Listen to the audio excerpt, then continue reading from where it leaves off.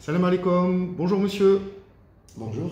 Alors, tout d'abord, comme le veut les conventions, est-ce que vous pouvez vous présenter? D'accord. Donc, c'est monsieur Mohamed Hicham Kara. Je suis enseignant-chercheur à l'université d'Annaba. Je dirige un laboratoire qui s'appelle Bioressources marines, qui s'occupe donc de l'environnement marin et de ses ressources. Et si vous voulez, je parle un petit peu du laboratoire. Donc, Bien sûr. c'est 4 équipes donc, qui s'occupent de différents aspects liés à la mer, mais pas seulement à la mer, parce que nous avons aussi une composante continentale. On travaille aussi sur les eaux intérieures et surtout sur les ressources des eaux intérieures. Ça fait longtemps que vous travaillez justement sur que ce laboratoire existe et que vous travaillez sur cette thématique? Donc ce laboratoire a été fondé en 2003, mais il Très existait bien. sous une autre forme. Donc ces chercheurs existaient déjà avant 2003, mais ils se sont réunis en 2003 parce qu'ils avaient des affinités thématiques. Donc il y a eu ce regroupement qui a abouti à la création de ce laboratoire qui est agréé par le ministère de l'Enseignement supérieur. Et là, il y a 4 équipes donc, qui s'occupent de différents aspects. Donc, nous avons un aspect pêche, un aspect aquaculture, un aspect biodiversité et valorisation qui est très important, D'accord. et un aspect donc, pollution chimique. Très bien. Les 4 composantes du laboratoire. Il y a une question que j'aime bien poser en général aux scientifiques, parce que derrière un scientifique, il y a toujours un homme, il y a un être humain avec des centres d'intérêt. Qu'est-ce qui vous a amené, vous, pourquoi vous avez choisi ce métier, cette thématique? Vous aviez une passion pour la mer? C'est parce que vous êtes de la région? Vous êtes déjà nous sommes à Annaba. Vous êtes de Annaba? Oui, je suis de Annaba. Enfin, historiquement, je viens de plus loin que ça. D'accord. Mais bon, j'ai grandi à Annaba, je suis né à Annaba. Et j'ai toujours été attiré par les sciences de la nature en général. Très bien. Voilà. Et de fil en aiguille, donc j'ai commencé ma carrière, enfin mes études donc en sciences de la nature, et j'étais plus attiré par l'animal que par le végétal, bon je l'avoue. Voilà, donc progressivement, donc à Annaba il y avait cette spécialité qui venait d'ouvrir, qui est l'océanographie biologique, donc j'ai sauté sur l'occasion, parce que je voyais, peut-être que j'étais un peu en avance sur mon temps, je voyais les choses arriver. Donc la mer. Qu'est-ce que vous voyez arriver alors? Enfin, je voyais toutes les nuisances qu'on causait donc à l'environnement et notamment à l'environnement marin. Donc, c'était pour moi une occasion d'y aller. D'accord, vous avez dit que vous alliez pouvoir justement participer à la préservation, la conservation, la sauvegarde du monde marin. D'autant plus que c'était nouveau chez nous. D'accord. Donc les sciences marines en Algérie, c'est vrai qu'il y a eu le centre, le CROP, le centre d'océanographie à Alger, mais il n'avait pas beaucoup de visibilité à l'époque. Mais pour nous, jeunes de l'époque, les sciences de l'océanographie, c'était une spécialité donc nouvelle. Donc, quand vous dites de l'époque, quelles années à peu près? Enfin, c'était le pic, c'était vers les années 50, il y a eu la création de la station de Castiglione, il y avait des chercheurs d'une grande qualité. Ensuite, ça a continué après l'indépendance. Il y a eu des Algériens aussi qui sont spécialisés dans ce domaine et qui ont fait beaucoup de travail pour que ce secteur donc, se développe. Et vous arrivez vers quel...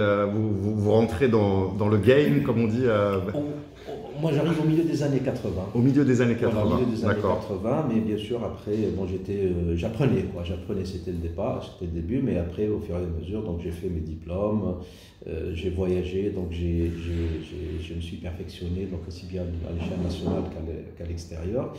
Et après, le moment est venu pour créer quelque chose, donc pour fonder quelque chose qui soit fédérateur, parce que moi j'ai toujours cette vision donc, de rassembler les gens autour de quelque chose. Seul on ne peut rien faire. Tout à fait. On soit ensemble pour faire quelque chose, d'autant plus que les sciences marines, c'est un carrefour de sciences. Il y a de tout. Il y a de tout. Donc il fallait que, et c'est comme ça que j'ai pêché à droite et à gauche, non seulement par rapport à mes collègues ici à Annaba, mais aussi par rapport à des collègues à l'échelle nationale. J'ai essayé donc de regrouper. De fédérer un maximum. Exactement. Et cette dynamique continue toujours. Donc il y a des projets qui n'ont pas encore vu le jour de création de réseaux thématiques sur des questions bien précises, par exemple sur la biodiversité, sur l'aquaculture, sur la pêche, etc. Voilà. Est-ce que aujourd'hui, donc en 2020, comment vous voyez justement comment elle est abordée cette science de la mer en Algérie? Je veux dire, donc vous me dites à peu près, il y a 50 ans à peu près on va dire, d'histoire de cette science. Comment vous voyez son évolution en fait?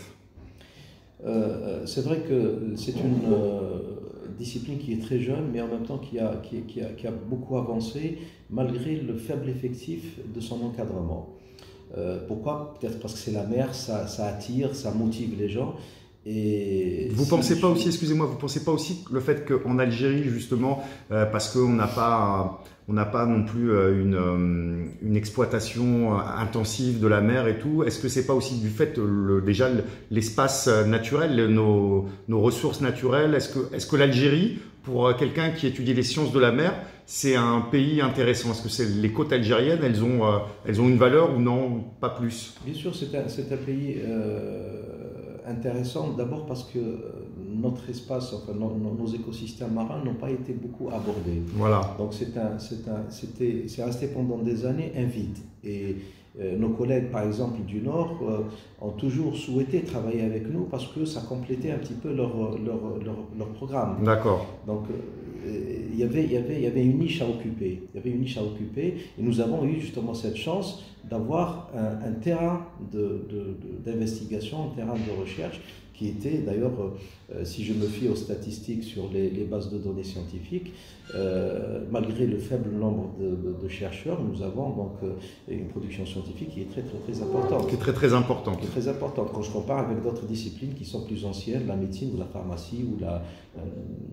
Donc il y a un potentiel, il y a des choses à faire et il y a des choses qui restent à faire. Beaucoup de choses qui restent à faire. On vous a donné les moyens justement de cette chance. Est-ce que vous pensez qu'aujourd'hui les sciences de la mer, c'est une science qui est vraiment à qui on donne les moyens, et qu'est-ce que vous pensez qu'elle peut vraiment apporter au développement de ce pays? Pas forcément économique d'ailleurs. D'accord, nous avons beaucoup bricolé au départ. Très bien. Beaucoup bricolé parce qu'on était complètement démunis. Donc c'était vraiment la marche à pied avec le petit thermomètre, enfin des outils rudimentaires pour essayer d'acquérir quelques informations. Et alors que le travail sur l'océan, sur la mer, c'est un secteur qui demande de gros équipements, des moyens pour avoir des résultats qui couvrent donc un territoire important avec une précision importante, etc. Tout à fait. Donc au début c'était très difficile, mais au fur et à mesure, donc surtout avec la venue de la Direction générale de la recherche scientifique et la création des laboratoires, donc nous avons eu quand même des dotations relativement importantes. Relativement importantes, d'accord. De nous équiper, donc il y a eu même des plateformes et des plateaux techniques qui ont été créés. Il y a le secteur par exemple de la pêche, ils ont maintenant un bateau qui est géré par le centre de recherche sur la pêche et l'aquaculture, donc c'est un outil donc extraordinaire pour essayer de balayer large, c'est-à-dire de regarder tout ce qui se passe donc, au niveau sur les côtes algériennes, pas seulement du point de vue pêche, mais aussi du point de vue qualité du milieu, parce qu'il y a des échantillonnages qui peuvent se faire de façon régulière, périodique, et ça nous donne une image de l'état de notre littoral. C'est une science appliquée pour vous, les sciences de la mer, elles commencent à être appliquées, elles jouent leur rôle justement dans le développement de l'Algérie? Oui, certainement, parce que... Dans quel secteur elles sont appliquées? Dans tous les secteurs, parce que si vous analysez la qualité de l'environnement, c'est une façon de préparer le terrain, par exemple, à une nouvelle activité qui est l'aquaculture. L'aquaculture ne peut pas se faire dans un terrain qui est, entre guillemets, sale. Donc il faudrait que le milieu soit propre, qu'il soit salubre pour qu'on puisse faire produire de l'huître ou de la moule ou du poisson. Et vice-versa, il faut que cette aquaculture elle soit suffisamment bien maîtrisée. Exactement. Pour qu'elle ne pollue pas ce qui n'est pas pollué. Pour qu'elle n'impacte pas son milieu. Et les gens se trompent, parce que l'aquaculteur, c'est le premier qui se soucie de la qualité de son milieu, parce que si son milieu n'est pas propre, son activité n'est pas viable, n'est pas durable. D'accord. Donc c'est le premier qui doit se soucier. Mais est-ce que les gens se trompent sur, puisqu'on va aborder ce sujet, même si c'est pas ce que j'ai le plus envie d'aborder avec vous, mais est-ce que vous pensez que, en fait, est-ce que c'est l'aquaculture, je suis d'accord avec vous que l'aquaculture en tant que pratique, elle doit répondre à toutes ces exigences, mais est-ce que vous pensez qu'aujourd'hui en Algérie, on est capable, dans l'état actuel, on voit bien un peu les agriculteurs, dans beaucoup de domaines, là où il y a une exploitation de la ressource naturelle. Est-ce que cette responsabilité, cette éco-responsabilité, cette durabilité, elle est au rendez-vous? En tout cas, est-ce qu'elle peut justifier le fait qu'on s'y lance comme ça tout de suite à bras-le-corps et de façon intensive? Oui, c'est vrai que c'est la volonté, la forte volonté de développer, si on parle de l'aquaculture, du secteur de l'aquaculture en particulier, il y a une volonté tellement forte de développer ce secteur qu'on n'a pas trop regardé ce qui pourrait, comment cette activité pourrait impacter son environnement. Donc le but, pas seulement dans le domaine marin, même dans le domaine continental, l'essentiel c'est de produire, d'avoir des tonnages, d'avoir des quantités pour garantir ou bien contribuer à la sécurité alimentaire. C'est ça l'objectif des politiques. Maintenant, tout dépend des praticiens, enfin des gens qui sont sur le terrain, des fermiers, de mener leur exploitation de la façon la plus cohérente, la moins nocive pour l'environnement. Et maintenant, il y a des règles, c'est-à-dire qu'il suffit que le producteur se conforme à certaines règles pour qu'il puisse avoir une aquaculture durable, une aquaculture qui soit amie de l'environnement. Il y a des règles et puis il y a des pratiques, et puis j'ai l'impression, en tout cas, je vous rejoins là-dessus, hein, moi je suis le premier à... j'ai fait une série d'entretiens autour de l'aquaculture où je pose la question au remède ou poison, et ça veut dire que justement ma position elle n'est pas tranchée. Je pense que c'est la dose qui fait le poison, mais j'ai bien vu que dans certaines régions du monde, on pouvait pratiquer une aquaculture d'excellence, et je pense que ça veut dire basé sur vraiment l'excellence dans l'exploitation, mais l'excellence aussi dans les produits. Parce que vous savez, c'est un petit peu comme le problème du poulet de batterie aujourd'hui en Algérie. On répond à la demande en quantité, mais est-ce que la qualité est là? Deux, est-ce que les impacts... en fait, c'est ce qu'en écologie politique, on appelle le seuil de contre-productivité. Mais je pense, et je finirai là-dessus, c'est...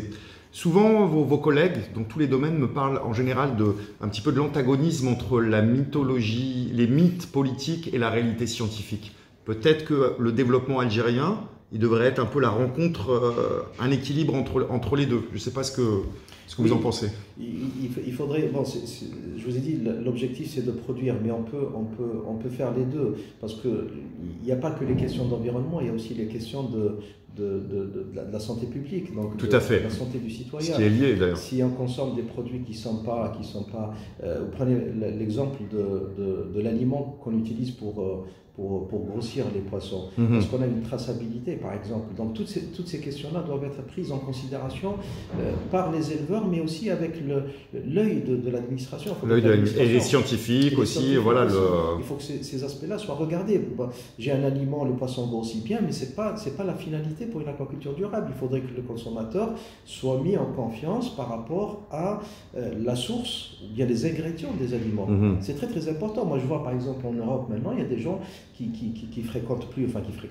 consomment plus certains produits carnés parce qu'ils ont des doutes sur, avec toutes les catastrophes qui arrivent de temps en temps, les gens ils se rabattent sur des choses, poulets fermiers, enfin tout à fait, oui. On revient aux choses plus naturelles. C'est tout à fait normal parce que quand on voit la quantité de pathologies qui surgissent maintenant, des cancers en Algérie, on se pose la question. Bien sûr. Pas nos aliments qui sont à l'origine de ces choses. Et d'ailleurs, il y a dans l'aquaculture, il y a dans certaines régions, j'ai vu en Corse par exemple, vous avez des aquaculteurs qui pratiquent une aquaculture qui est destinée qu'aux grands chefs du monde entier. Il est possible...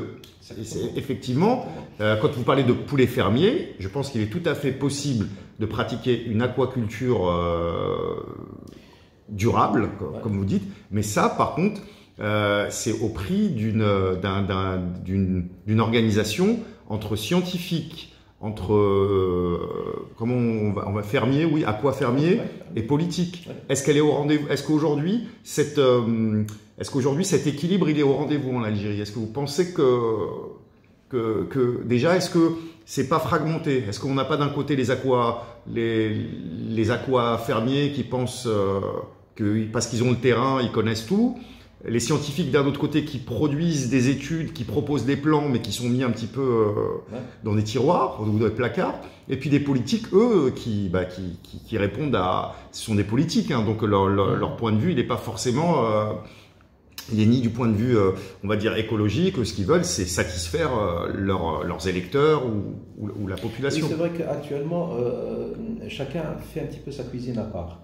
Donc les chercheurs produisent ce qu'ils peuvent produire comme connaissance, mais souvent cette connaissance, elle n'est pas prise en considération par les aquaculteurs, parce qu'eux, ils ont acheté leur équipement, ils ont acheté, enfin ils font venir même... Ils ont acheté leur modèle même. Leur modèle, ils font venir leurs techniciens d'extérieur parce qu'ils ne font pas confiance Il faut dire que sur le plan pratique aussi, nos techniciens ne sont pas très bien, ils ne sont pas à jour. Hein, ils ne sont pas à jour. Il faut dire les choses. Et quelqu'un qui investit, il aimerait bien avoir les meilleurs opérateurs. Hein, il ne va pas s'amuser à recruter du personnel qui n'est pas compétent.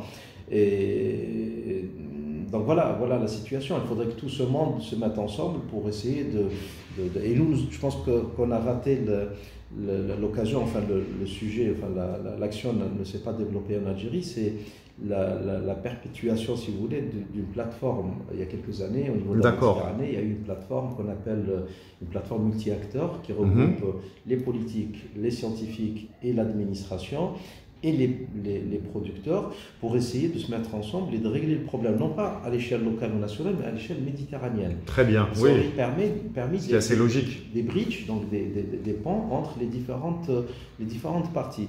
Parce que souvent, il y a des problématiques de recherche qui sont redondantes entre plusieurs laboratoires. Voilà, et on peut profiter de l'expérience, bonne et mauvaise d'ailleurs. Exactement. Et en Algérie, dans le domaine de l'aquaculture, si vous en parlez, il y a un potentiel donc extraordinaire pour plusieurs raisons, parce que nous avons des côtes où la température est relativement plus élevée, il y a quelques degrés de plus. Donc sur le plan du grossissement, on gagne du temps. Donc au lieu d'avoir des poissons à 20 mois, on peut les avoir à 18 mois. Donc vous gagnez 2 mois, vous gagnez des dépenses d'aliments, vous gagnez beaucoup de choses. Il y a l'option de la labellisation. Prenez par exemple la lagune Meller, par exemple, qui est ici, pas loin de... Oui, on a fait un petit entretien avec Rafiq, Baba Ahmed justement, puisqu'il a été...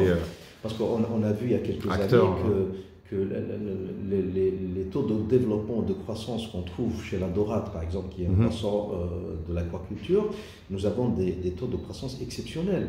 Et derrière ça, il y a certainement, probablement, je dirais même certainement, parce qu'on est un peu avancé dans les études génétiques, qu'il y aurait peut-être une souche locale qui pourrait, donc, sur le plan aquaculture, avoir des performances...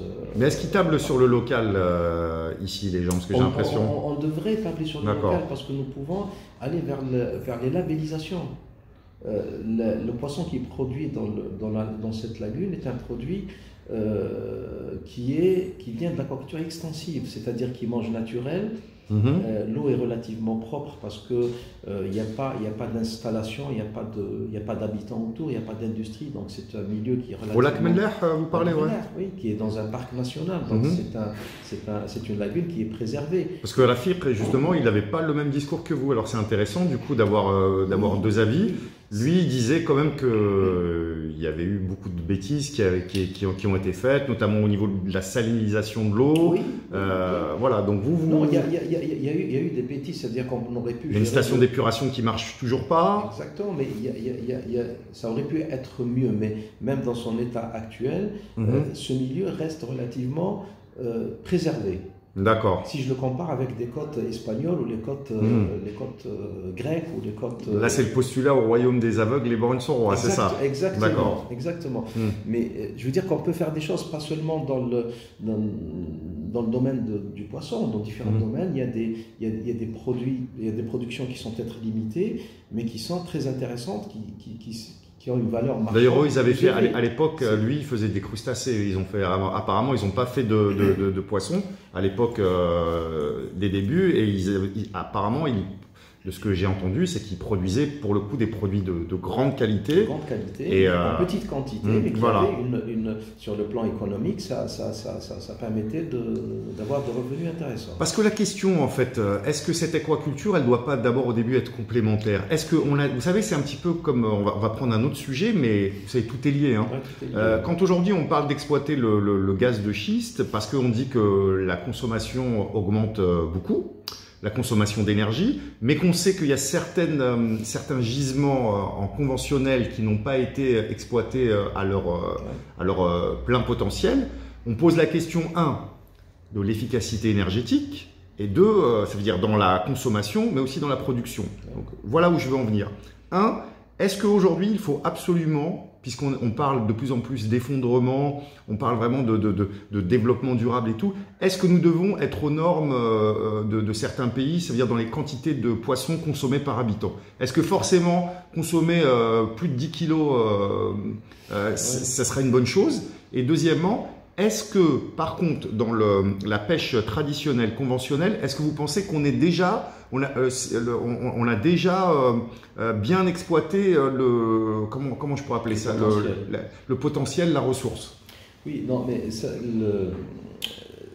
la question de l'effondrement des ressources halieutiques ne concerne pas que l'Algérie. Donc, voilà, oui, voilà. Dans un contexte méditerranéen, dans un contexte mondial. Et les rapports de la FAO, depuis les années 90, début des années 80, on voit qu'il y a une stagnation, voire même un déclin de la production halieutique. On le voit en Algérie aussi. Bien sûr. Si vous voyez les chiffres, nous sommes à 100 000 tonnes. 100 000 tonnes, on descend un peu, on monte un peu, on descend un peu. Mais on est à 100 000 tonnes, ça veut dire que la ressource, elle est arrivée donc à sa limite. Et l'Algérien actuellement consomme à peu près 3,5-4 kg par habitant et par an. Donc on est très loin de la moyenne méditerranéenne. C'est quoi la moyenne méditerranéenne? On est à peu près autour de 20 kg. Les Espagnols consomment plus de 35 kg. D'accord. Et le maximum, je crois, c'est les Japonais dans le monde, c'est une cinquantaine de kilos, c'est ça? C'est les Islandais. Les Islandais, ouais. Les Islandais. Et la recommandation de l'OMS, par exemple, je crois que c'est 12 kg par habitant et par an. D'accord. Il y a une recommandation de l'OMS qui est l'Organisation de la Santé parce qu'il est connu maintenant que les peuples qui consomment plus de ressources aquatiques, poissons, sont en meilleure santé. Voilà, se portent mieux. Parce que mais à condition qu'il faut voir quel poisson on consomme. Exactement, quel poisson et dans quelles conditions il est produit. Dans quelles conditions il est produit. Donc ces données-là font que nous sommes obligés d'aller vers l'aquaculture parce que notre pêche ne peut pas satisfaire nos besoins, d'autant plus que nous, on est en train de... Mais c'est une question de... Elle ne peut pas satisfaire nos besoins, c'est une question de ressources ou une question de moyens ou les deux? Non, non, c'est une question de ressources. La Méditerranée, parce que nous sommes en Méditerranée, même les pays qui ont les moyens, des efforts de pêche importants, même nous, on a augmenté l'effort de pêche. Et malgré ça, ça n'a pas augmenté le... C'est pas ce que les pêcheurs ont l'air de dire. Après, bon, bien entendu, les pêcheurs, c'est comme les agriculteurs, oui, ils se plaignent toujours. Mais ce que je veux dire, c'est que de ce que j'ai compris, quand même, on a une flotte qui est un peu... Vieillotte, oui. Un peu vieillotte, on a des pêcheurs qui sont pas très bien formés au final aujourd'hui et qui font un petit peu ce qu'ils veulent. C'est pas une pêche, pour le coup, la pêche traditionnelle aussi, elle est en train d'être de moins en moins durable aussi. Oui, mais le problème, c'est pas l'État a injecté beaucoup de moyens pour renouveler donc ce parc, cette flottille de pêche. Mais le problème, c'est que ces programmes sont allés là où il fallait pas, c'est-à-dire qu'on a donné ces moyens à des gens qui n'ont rien à voir avec la pêche. D'accord. Alors et vous pensez qu'avec l'aquaculture, on va pas faire la même chose? On a fait la même chose. On a fait la même chose. En aquaculture, les facilités que les aquaculteurs, enfin que les promoteurs de l'aquaculture ont eu en Algérie, c'est un modèle qui n'existe nulle part au monde. D'accord. Et moi je dis, la cause de l'échec de l'aquaculture, parce que je considère que c'est un échec par rapport aux moyens qu'on a mis, c'est l'enfant gâté. Un enfant gâté ne réussit pas. Et l'investisseur algérien lui a tout donné. Pas de taxes, des territoires ou dinars symboliques, que ce soit des concessions en mer ou des terres. D'ailleurs, il y a des gens qui se sont lancés dans l'aquaculture juste pour ça, hein, pour s'accaparer. Ils ont eu beaucoup d'argent, mais au final, quand je vois la production de l'aquaculture actuellement, 3000, 4000 tonnes, on ne devrait même pas en parler. C'est rien, il n'y a rien. Il n'y a rien pratiquement. Alors, est-ce que ça vaut le coup de faire un ministère de l'aquaculture pour le coup? Oui, mais tout dépend des volontés, tout dépend du suivi qu'on fait de son argent. Moi, je vous donne de l'argent, eh ben, il faut que cet argent pende de l'argent. Je veux dire, du produit. Non, on n'est pas dans cette logique. Comment on devrait procéder alors On devrait identifier les gens qui sont vraiment dans le secteur, qui ont déjà fait leurs preuves, qui ont déjà... Ils existent en Algérie? Il y en a. Il y a de très bonnes volontés, des gens qui, avec leurs moyens personnels, en réaliser des gens, c'est ces gens-là qu'il faut... D'ailleurs, c'est le privé dans l'aquaculture qui a été plus productif que le public, c'est ça? Ce sont ces gens-là qu'il faut aider. D'accord. Et ensuite, il faut les aider et les suivre. Les suivre, non pas pour dire où est parti mon argent, mais les suivre aussi par des programmes de perfectionnement, par des mises en réseau avec d'autres parties nationales ou internationales qui travaillent sur le même sujet, etc. C'est comme ça qu'il faut accompagner les gens. Et je pense qu'il faudrait aussi dépolitiser la chose. Quand je dis dépolitiser, je m'entends, c'est-à-dire qu'il faut laisser...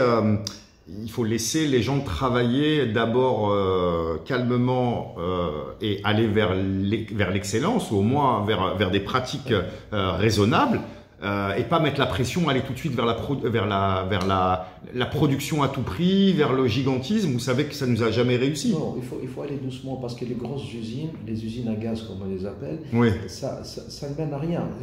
La Chine est le premier producteur aquacole au monde. D'accord. Vraiment gros producteur. Hein, mais ce sont, en Chine, il n'y a pas de grosses usines d'aquaculture. Ce sont des petits fermiers, ce qu'on appelle les productions vivrières. Très bien. Et si on met ces petits kilos ensemble, ça vous fait des milliers de tonnes.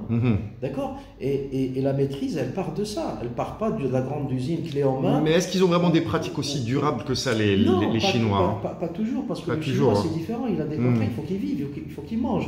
Et comme l'aquaculture, c'est une activité traditionnelle, c'est comme ma grand-mère faisait la tomate ou la pomme de terre dans son petit jardin. C'est comme ça que ça se passe. Les gens arrivent à se satisfaire et en même temps, le petit supplément, on le vend pour pouvoir acheter d'autres choses à côté. Vous m'avez dit que vous avez aussi, on va aller un peu plus vers les terres, parce que moi, pour le coup, je trouve que l'aquaculture ou la pisciculture, quand c'est pratiqué d'ailleurs même en complément avec l'agriculture, ça peut être vraiment très intéressant. Et j'ai même l'impression, reprenez-moi, qu'il y a eu de meilleurs résultats qui ont été obtenus dans ce contexte, non? Oui, effectivement. Ça, là aussi, l'État a fait beaucoup d'efforts parce que il a mobilisé donc les agriculteurs du Sud, dans le Sahara, la région de Ouargla, de Biskra, de l'Oued, etc. Il a même formé les paysans sur les pratiques donc piscicoles et les gens ont accroché parce que pour eux c'est valorisant de faire du poisson dans le sud, c'est un peu pour le fun aussi. Hein, pour le fun, ouais. Voilà, c'est quelque chose de... Donc les gens ont marché, mais le problème c'est que maintenant ces gens n'arrivent pas à remplir leur bassin parce qu'il n'y a pas suffisamment d'alevins, parce qu'il faut produire les poussins, enfin les petits. Les petits, ouais. Parce que et pourquoi il n'y en a pas suffisamment? Il n'y en a pas suffisamment parce que bon, l'État devait donc accompagner et fournir donc cette ressource pour que les agriculteurs se spécialisent sur le grossissement, parce qu'on ne peut pas chacun faire son écloserie, c'est impossible. Il faudrait qu'il y ait un fournisseur de petits pour que les gens... Il ne fallait pas commencer par ça d'ailleurs du coup, par mettre en place d'abord ce... Si, il y a eu cette mise en place, parce qu'il y a maintenant les stations du centre de recherche en pêche aquaculture, partie un petit peu sur le territoire, il y a de la production, mais elle n'est pas suffisante. Elle n'est pas suffisante, ouais. Il faut renforcer donc la production, et pourquoi ne pas spécialiser quelques privés qui acceptent de le faire dans la production de petits, d'alevins de poissons. Et le développement de l'aquaculture pourrait venir du désert, enfin du Sahara. Si on prend l'exemple des Égyptiens avec le tilapia, il y a pas mal d'exemples comme ça dans le monde. D'accord. Ou l'aquaculture continentale, d'eau douce, et il y a des espèces très, très recherchées, hein, le tilapia, le cendre, etc. Donc Ça nécessite beaucoup d'eau? Ça nécessite. Est-ce que vous pensez qu'on n'a pas tant que ça? Est-ce qu'on peut travailler justement en circuit fermé? En circuit fermé, justement. Il y a des possibilités de faire du circuit fermé. Et puis, il y a de la ressource en eau. Bien sûr, il ne faut pas la gaspiller. Oui, parce que là, il y a... Le gros réservoir, voilà. Il y a beaucoup de choses à dire là-dessus. Beaucoup de choses à dire. Je ne veux pas aller plus loin. Ouais, voilà. Il y a un beau réservoir, bon, qu'il ne faut pas esquinter non plus. Il y a un beau réservoir qui nous permet de lancer. Parce qu'il y a il y a des impacts sur l'environnement, justement, c'est-à-dire, bon, si c'est un circuit fermé, il n'y a aucune possibilité que ça puisse contaminer des nappes avoisinantes, sauf s'il y a un accident, c'est ça? Généralement, c'est une production qui n'est pas très intensive. D'accord. Et en plus, c'est de la matière organique, c'est-à-dire on distribue de l'aliment, puis les rejets vont aller dans l'agriculture, donc cette matière organique. Mais ces aliments-là, monsieur, ils sont quand même pas très, ils sont chimiques, non? C'est plutôt... Non, c'est des aliments. Non, là-bas, c'est plus avec... Non, ce n'est pas chimique. D'accord. C'est des ingrédients naturels. Et actuellement, nous avons une tendance, d'ailleurs même notre laboratoire il travaille sur ça, c'est l'incorporation de produits locaux pour essayer de fabriquer des aliments pour poissons. D'accord. Nous avons plusieurs idées que nous avons mis en place dans le cadre d'une thèse de doctorat qui est actuellement en cours pour incorporer de l'algue, la biomasse algale. Donc l'algue, on peut en produire, on a du soleil, on a de l'eau, donc on produit des biomasses algales. Et puis il y a un autre créneau qu'on est en train d'exploiter, c'est le pain. En Algérie, on rejette 13 millions de baguettes par jour. Donc tout ça, on pourrait le récupérer pour faire de l'aliment, donc de le recycler. Mais est-ce que ce pain lui-même, c'est une question que je vous pose parce que c'est déjà fait pour le bétail et surtout pour la volaille. Je sais que ça se fait déjà depuis longtemps. Mais ce pain, est-ce qu'il est vraiment... Parce que vous savez, il y a des améliorants, il y a des choses... Excusez-moi de chercher la petite bête, mais c'est... Ça, c'est une autre question parce que même nous, humains, nous consommons ce pain. Voilà. Donc là, il faudrait revoir tout le système de production du pain. Donc les ingrédients, donc il faut revenir vers des pratiques agroalimentaires plus sanitaires. Plus sanitaire. Et puis même, pour finir là-dessus, c'est un ensemble de choses, parce que vous savez, souvent on parle de valorisation des ressources agricoles, on parle de beaucoup de choses, mais on oublie un élément essentiel, c'est l'assiette. Et c'est aussi la culture. Moi, il y a une question que j'ai posée il n'y a pas longtemps, c'est est-ce que nous n'allons pas être obligés de revenir à des régimes alimentaires plus raisonnables? Et est-ce que la question c'est est-ce qu'on doit forcément courir à la production pour répondre à un régime alimentaire qui n'est pas forcément adapté à la réalité de nos écosystèmes, de nos ressources et tout? Ou est-ce qu'il ne va pas falloir aussi, de l'autre côté, peut-être revoir la façon dont se nourrissent les Algériennes et les Algériens? Non, vous touchez à un point très important, c'est le gaspillage. D'accord. Voilà, nous gaspillons beaucoup. Nous gaspillons beaucoup. Rien qu'à voir nos décharges, vous comparez, donc vous passez le matin, donc les camions passent tous les jours en Algérie pour ramasser les ordures, alors qu'ailleurs ils ne passent pas tous les jours. Parce que nous avons tout type de produits. Alors je ne vais pas rentrer dans le... Pendant le mois de carême, par exemple, c'est incroyable. Là. Des gâteaux entiers, des pizzas entières, tout ce que vous voulez, des choses qui sont toujours valables, on pourrait faire vivre des familles à partir de ces poubelles. Donc il y a un mode de consommation qu'on doit revoir. Et puis il y a, là je pense que vous voulez parler l'aquaculture continentale que les Algériens refusent. Parce que souvent on dit que l'Algérien ne mange pas le poisson d'eau douce, ce qui est complètement faux. C'est complètement faux. Moi je dis quand on a faim, on mange n'importe quoi. Non, moi ce que je pense c'est qu'on est en train de courir avec un régime alimentaire avec beaucoup de produits laitiers, on va de plus en plus beaucoup plus de viande qu'avant, avec beaucoup de sucre, une alimentation qui n'est pas saine.